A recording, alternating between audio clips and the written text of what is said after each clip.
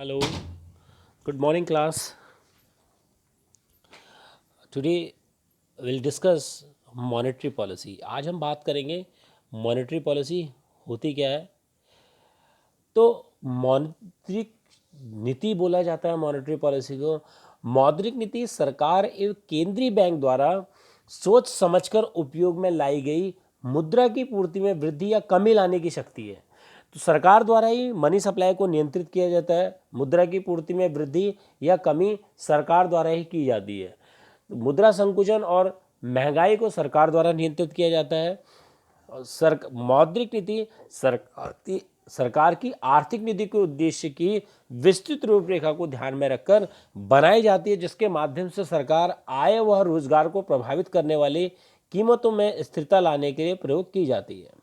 तो अगर हम सिंपल सी बात करें, monetary policy as a economic policy through which the RBI control the money supply as well as credit. So आइए बात कर लेते हैं, what are the definitions of monetary policy. The monetary policy is known as credit policy और called RBI money management policy. Monetary policy RBI की एक money management policy है through which RBI control the supply of money in an economy. Monetary policy through monetary policy is concerned with changing in the supply of money and credit. Monetary policy के माध्यम से RBI साख को और मुद्रा की supply को नियंत्रित करने का काम करता है। It refers to policy measure undertaken by government of India और central bank to influence the availability. Monetary policy का अभिप्राय एक ऐसी आर्थिक पॉलिसी है, ऐसी से है जो सरकार के द्वारा और केंद्रीय बैंक के द्वारा लिया जाता है, जिससे साख को और मुद्रा की सप्लाई को प्रभावित किया जाता है। अकॉर्डिंग टू सेप्रो, monetary policy is exercise of central bank.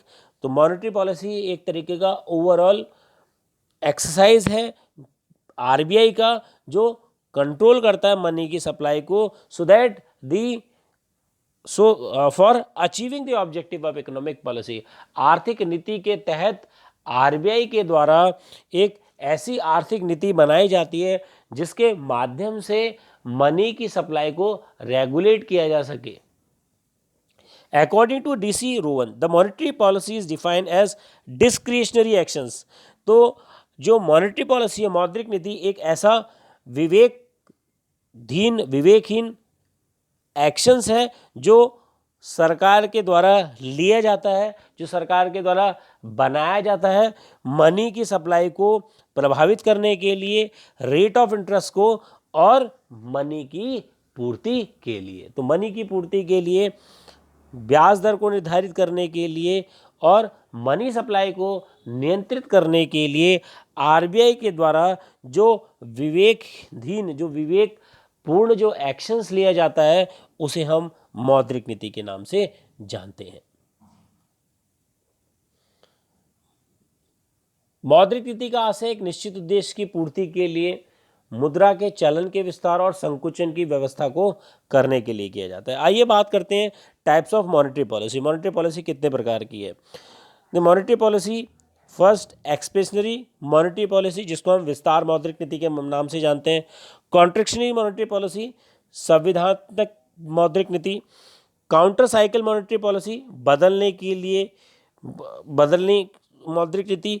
Rule based मौद्रिक नीति और डिस्क्रिशनरी मौद्रिक नीति। तो आइए इसे संक्षेप में पढ़ते हैं। Expansionary monetary policy, this policy is adopted when the economy is in recession. The policy adopted by at the time of recession is known as expansionary policy. Through this policy, RBI want to increase the aggregate demand and through cutting the interest rate. So first objective of the expansionary policy to increase the money supply and by government bond. Expansionary policy में सरकार के द्वारा money की supply को बढ़ाया जाता है। सरकार के द्वारा ओपन मार्केट ऑपरेशंस किए जाते हैं, जिसके माध्यम से सरकार बॉन्डों को खरीदती है और इंटरेस्ट रेट को और जो रिजर्व जो रेशियो है उसको सरकार के द्वारा कम कर दिया जाता है, इसीलिए इसको एक्सपेंशनरी विस्तार मौद्रिक नीति के नाम से जानते हैं। Contraction in monetary policy, the policy basically which is adopted at the time of inflations is known as contractionary monetary policy. इस पॉलिसी का यूज इन्फ्लेशन के समय में किया जाता है जब हमारी अर्थव्यवस्था स्लो डाउन हो रही हो, by curtailing supply of money, और इसके द्वारा ही सरकार मनी सप्लाई को नियंत्रित करती है। This policy adopted with the aim to decrease money supply. इस पॉलिसी का मेन जो ऑब्जेक्टिव है वो मनी सप्लाई को कम करना है, ताकि अर्थव्यवस्था में जो स्पेंडिंग है वो बढ़ सके। तो first objective of federal bank through this policy is to sell the government bond and raise the interest rate and raise the reserve. Now counter cycle monetary policy. Counter cycle policy aim at modernizing the cyclical fluctuations. इस policy का use जो cyclical fluctuations होते हैं अर्थव्यवस्था में उसके लिए किया जाता है, ताकि जो अर्थव्यवस्था है उसको स्थिर किया जा सके। रूल बेस्ड मॉनेटरी पॉलिसी, नाम इसका रूल बेस है। रूल बेस्ड मॉनेटरी पॉलिसी से हम यही समझते हैं कि सरकार के द्वारा मनी सप्लाई को और वेरिएबल्स को कंट्रोल किया जाता है, कुछ नियम और कानून बना के, कुछ नॉर्म्स बना के। The central bank authority can not use their discretions to change the value of these variable. सरकार के द्वारा विवेकहीन ना होके ऐसा कभी नहीं किया जाता कि वेरिएबल्स को चेंज किया जाए। सरकार द्वारा विवेक का यूज़ किया जाता है, सरकार के द्वारा पॉलिसीज़ बनाई जाती है, नॉर्म्स बनाई जाती है, जिसके माध्यम से ही मॉनेटरी पॉलिसी के द्वारा इन्फ्लेशन और डिफ्लेशन को नियंत्रित किया जा सके। डिस्क्रिशनरी मॉनेटरी पॉलिसी, जिसको हम बोलते हैं विवेकधीन monetary policy. Discretionary monetary policy allow the central bank greater autonomy in the conduct of monetary policy. इस पॉलिसी के द्वारा सरकार के पास ज़्यादा अधिकार आ जाते हैं कि वो अपने विवेक का यूज़ करें मॉनेटरी पॉलिसी को कंट्रोल करने के लिए। Under such a policy rather than getting constrained by pre set rule, the central bank after assessing the emerging economic scenario. इस सिचुएशन में सरकार क्या करती है, जो इमर्जिंग सिचुएशंस है, जो अर्थव्यवस्था में सिचुएशंस आ रही है, उनको एनालाइज करती है और उस एनालिसिस के बेसिस पे, जजमेंट के बेसिस पे मनी सप्लाई को सरकार के द्वारा चेंज किया जाता है। बात करते हैं मॉनेटरी पॉलिसी में कौन कौन सी ऐसी चीज़ें आती हैं। देखिए, डिपॉजिट रेट सरकार के द्वारा, मैंने आपको बताया सरकार के द्वारा मॉनेटरी पॉलिसी मौद्रिक नीति में हमारा बैंक रेट, ठीक है, SLR, CRR, बैंक दर जिसे बोलते हैं बैंक रेट, फिर कैश रिजर्व रेशियो जिसको हम नगद आरक्षित अनुपात बोलते हैं, ओपन मार्केट ऑपरेशन खुले बाजार की क्रियाएं, change in liquid feed ratio तरल कोषानुपात में परिवर्तन, रेपो रेट में सरकार के द्वारा चेंज किया जाता है सेंट्रल बैंक के द्वारा, रिवर्स रेपो रेट, वैधानिक तरलता अनुपात जिसको हम स्टेटेड लिक्विडिटी रेशियो बोलते हैं। तो ये सारे बैंक की विधि हैं, बैंक के द्वारा, इस विधि के द्वारा ही मौद्रिक नीति को नियंत्रित किया जाता है। मौद्रिक नीति को नियंत्रित सरकार के द्वारा क्वार्टरली बेसिस पे किया जाता है, जिसमें सरकार के द्वारा CRR, SLR, रेपो रेट और रिवर्स रेपो रेट में चेंज किया जाता है।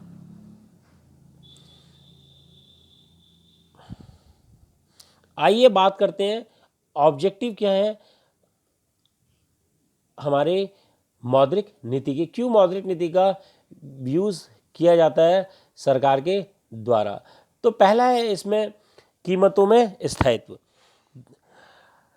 The goal of monetary policy refers to its objective such as reasonable price stability, reasonable price stable करना, प्राइस में स्थिरता लाना, रोजगार के साधनों को बढ़ाना, high employment, faster economic growth, आर्थिक जो हमारा विकास है वो बढ़े।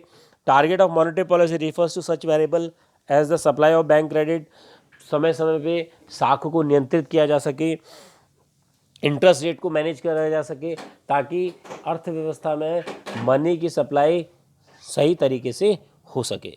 तो बात करते हैं equitable distribution of income and wealth. मौद्रिक नीति का the monetary policy can be organize in such a way as to provide more credit to the poor. इस तरीके से मौद्रिक नीति को बनाया जाता है केंद्रीय बैंक द्वारा, ताकि गरीब के पास बचत की जो इंटरेस्ट है वो बढ़ सके, and the poor also get the credit facility.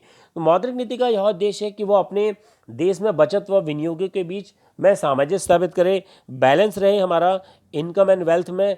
यदि बचतें बढ़ती हैं तो विनियोग को नहीं बढ़ाया जाता, रोजगार व आय स्तर, राष्ट्रीय आय में इसका बुरा प्रभाव होता है। तो अगर हम बात करते हैं सरकार का जो मेन ऑब्जेक्टिव है, जो केंद्रीय बैंक का मेन ऑब्जेक्टिव है, वो समानता लाना है इनकम और वेल्थ में।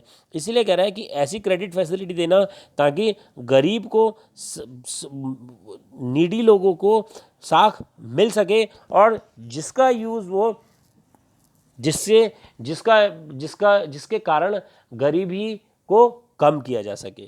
क्योंकि गरीब लोगों के पास क्रेडिट की फैसिलिटी नहीं होती, उनके पास कम पैसा होता है, जिसके कारण वो लोग खरीद नहीं पाते हैं। तो आरबीआई का मेन ऑब्जेक्टिव है कि दोनों के बीच आय और वेल्थ में समानता स्थापित हो सके। बात करते हैं stabilize the business cycle through monetary policy. The important aim of government is to maintain the GDP as well as potential GDP, because when we talk about advanced country they basically relies on industries। अगर हम advance countries की बात करते हैं, developed countries की बात करते हैं, तो वहाँ की जो अर्थव्यवस्था है वो इंडस्ट्रीज़ पे डिपेंड रहती है। तो आरबीआई का जो मेन उद्देश्य है वो अर्थव्यवस्था को स्टेबलाइज करना है, जीडीपी को स्टेबलाइज करना है, ऐसी मॉनेटरी पॉलिसीज़ बनानी है ताकि हमारी अर्थव्यवस्था स्थिर रहे और डीप रेसिशंस में ऐसे निर्णय लिए जा सकें जिससे अर्थव्यवस्था को पटरी पे लाया जा सके। प्राइस स्टेबिलिटी, अब बात करते हैं प्राइस स्टेबिलिटी कैसे आएगी। कीमतों के अत्यधिक उतार चढ़ाव के कारण मुद्रा प्रसार तथा मुद्रा संकुचन की स्थिति पैदा होती है। मैंने बताया था कि जब कीमतों में उछाल आता है या कीमतें कम होती हैं तो हमारा इन्फ्लेशन और डिफ्लेशन की सिचुएशन अराइजेज होती है। With the monetary policy the RBI control the prices. RBI के द्वारा ही प्राइस को कंट्रोल किया जाता है, बिकॉज एक सीमा से अधिक उतार चढ़ावों के कारण जब उतार चढ़ाव अधिक आ जाते हैं, प्राइस घटते रहते हैं या बढ़ते रहते हैं, तो उसका हमारी अर्थव्यवस्था में बुरा प्रभाव पड़ता है। यदि मुद्रा प्रसार, जब हमारा डिफ्लेशन अधिक हो जाता है तो सरकार के लिए ये नियंत्रित कर पाना बड़ा कठिन काम होता है। इसीलिए सरकार के द्वारा मॉनेटरी पॉलिसी के माध्यम से प्राइस को स्टेबलिश किया जाता है, and through the price stability the RBI ensure the growth in production as well as employment. Faster economic growth, बात कर लेते हैं आर्थिक विकास कैसे बढ़ेगा। Monetary policy can promote faster economic growth by making credit cheaper. RBI के द्वारा डिफ्लेशंस में जो इंटरेस्ट रेट है उनको घटा दिया जाता है ताकि ज़्यादा से ज़्यादा लोग साख ले सकें, उधार ले सकें। इसीलिए मॉनेटरी पॉलिसी प्रमोट करती है हमारे हाई इकोनॉमिक ग्रोथ को। Through the monetary policy the RBI make loan cheaper and the loan are readily available. Industries and agriculture require two types of credit, क्योंकि जो हमारे इंडस्ट्रीज हैं और एग्रीकल्चर से उन्हें दो तरीके के लिए रिक्वायरमेंट होती है, और मौद्रिक नीति के माध्यम से सरकार उन दोनों के उद्देश्यों की पूर्ति करती है through providing short term as well as long term loan. तो आर्थिक विकास को बढ़ाना मौद्रिक नीति का उद्देश्य है। आर्थिक विकास में आने वाले गतिरोध को दूर करने के लिए मौद्रिक नीति की सहायता ली जाती है, क्योंकि जो कीमतें हैं उसमें उतार चढ़ाव आते हैं। सरकार बचतों को बढ़ावा देती है, विनियोग में वृद्धि करके, इन्वेस्टमेंट को इनकरेज करके सरकार के द्वारा जो आर्थिक विकास है उसको संभव किया जाता है। एक्सचेंज रेट स्टेबिलिटी, विनिमय दर में स्थायित्व। इन एन ओपन इकोनॉमी, खुली अर्थव्यवस्था में, that is one whose border are open to goods, services and financial flow, the exchange rate system is also a central part of monetary policy. जो हमारा exchange rate है, जो विनिमय है, वो हमारी अर्थव्यवस्था का मेन पार्ट है, क्योंकि in order to prevent large depreciation or appreciation of the rupee in terms of US dollar and other foreign currency, under the present system of floating exchange rate, the central bank has to adopt suitable monetary measure. मैंने आपको बताया था foreign exchange की जब हम बात करते हैं विदेशी विनिमय की, तो दो एक्सचेंज रेट फॉलो होते हैं, एक फिक्स और फ्लोटिंग. फ्लोटिंग एक्सचेंज रेट वह एक्सचेंज रेट होता है जो कंसिडर करता है, जो डिपेंड करता है डिमांड एंड सप्लाई फैक्टर पे. तो सरकार के द्वारा मौद्रिक नीति में ऐसी विनिमय दर को बनाया जाता है जो डिमांड एंड सप्लाई पे काम करे. दूसरे शब्दों में ये कह सकते हैं, जब दुनिया में स्वर्णमान चलन में तथा स्वर्णमान जब हमारी विनिमय दर पूर्णतः स्थिर नहीं रखी जाती है, तो हमारे जो एक्सचेंज पॉसिबिलिटी है वो बढ़ जाती है. इसीलिए आरबीआई के द्वारा फ्लोटिंग रेट को अपनाया जाता है, सूटेबल मेजर लिए जाते हैं ताकि जो हमारा रुपया है, इंडियन रुपीस है, उसको नियंत्रित किया जा सके. इसीलिए देशों के निर्यात कम और आयात अधिक हो जाते हैं. जब हम ज़्यादा से ज़्यादा बाहर की कंट्री से हम इंपोर्ट करते हैं और एक्सपोर्ट कम करते हैं, तो हमारे पास जो विदेशी पूंजी है उसका अभाव रहता है. हमारे पास हम ज़्यादा से ज़्यादा हमारा फॉरेन रिजर्व बाहर की कंट्री में चले जाता है, जिसके कारण हमारी जो एक्सचेंज रेट स्टेबिलिटी है उसमें कमी आ जाती है और डॉलर एप्रिशिएट हो जाता है और आईएनआर डेप्रिशिएट हो जाता है. The monetary policy has been pursued to achieve two objective. First, to accelerate the process of economic growth, आर्थिक विकास को बढ़ावा देना और राष्ट्रीय आय को बढ़ाना. To control and reduce inflationary pressure in the economy, जो मुद्रास्फीति है, महंगाई है, उसके प्रेशर को कम करना. Because the monetary policy of the RBI during the course of planning has been appropriately term as that of control expenses. RBI के द्वारा कंट्रोल किया जाता है इन्फ्लेशन मेजर्स को और डिफ्लेशनरी मेजर्स को. समय समय पर आरबीआई के द्वारा मेजर्स लिए जाते हैं जिसके माध्यम से मुद्रास्फीति और मुद्रा संकुचन को नियंत्रित किया जा सके. और सरकार के मौद्रिक नीति के माध्यम से ही विकास के साधनों को जुटाना भी पॉसिबल हो पाता है, क्योंकि जो देश आर्थिक दृष्टि से काफ़ी पिछड़े हैं वहाँ आर्थिक विकास के लिए साधनों की कमी होती है. तो सरकार के द्वारा मौद्रिक नीति के द्वारा ही आर्थिक विकासों के लिए पर्याप्त पॉलिसीज़ बनाई जाती है, जिसके माध्यम से आर्थिक विकास के साधनों को इकट्ठा किया जा सके. बात कर लेते हैं importance of monetary policy. Control inflation and deflations. Inflations की बात करते हैं विद द कंटिन्यूस. जब किसी वस्तु के मूल्य में सतत वृद्धि होती है तो वो इन्फ्लेशंस कहलाता है. जब किसी मूल्य में सतत ही डिक्रीमेंट होता है, घटता है, तो वो डिफ्लेशंस कहलाता है. तो through monetary policy RBI control the inflation rate as well as deflation rate through taking corrective measures. Availability of supply of money and credit. With the main objective of monetary policy is to avail the credit facility to the poor so that the unemployment condition and the poverty conditions can be rectified, can be reduced. Effective central planning banking. Through monetary policy, RBI provide rules and regulations. RBI maintain the guideline for the bank. RBI के द्वारा समय समय पर देश के जो हमारे commercial bank हैं और जो शेड्यूल्स बैंक हैं उनके लिए पॉलिसीज़ बनाई जाती है, जिसके माध्यम से RBI जो बैंकिंग है, जो केंद्रीय बैंकिंग है, उसको कुशल और दक्ष बनाने का काम करता है. समय समय पर आरबीआई के द्वारा बैंकों को दिशा निर्देश दिए जाते हैं और आरबीआई के द्वारा ही बैंक दर, ब्याज दर इनको बनाया जाता है. Long term interest for industrial development. In case of inflations RBI increase the rate of interest so that the purchasing power can be reduced, and opposite in deflation conditions RBI reduce the bank rate so that the industrialists can get the loan from the bank and the economy can be grow, because when the industries are not taking the loan, जब industries loan नहीं लेंगे तो employment की जो क्या होगी, समस्या पैदा हो जाएगी। जो कंपनीज हैं वो लेबर्स को निकालना शुरू कर देंगे, जिसके कारण अनएम्प्लॉयमेंट की कंडीशन अराइजेज हो जाती है। इसीलिए मौद्रिक नीति के माध्यम से जो देश का केंद्रीय बैंक है वो ध्यान रखता है कि लॉन्ग टर्म इंटरेस्ट बन सके हमारे इंडस्ट्रियलिस्ट डेवलपमेंट के लिए, लंबे समय के लिए जो कंपनीज हैं वो इन्वेस्टमेंट करें, ताकि रोजगार की समस्या को कम किया जा सके और आर्थिक विकास को बढ़ाया जा सके। Creation of financial institutions, the last but not the least objective of monetary policy is to create the financial institutions. RBI is the bankers bank who basically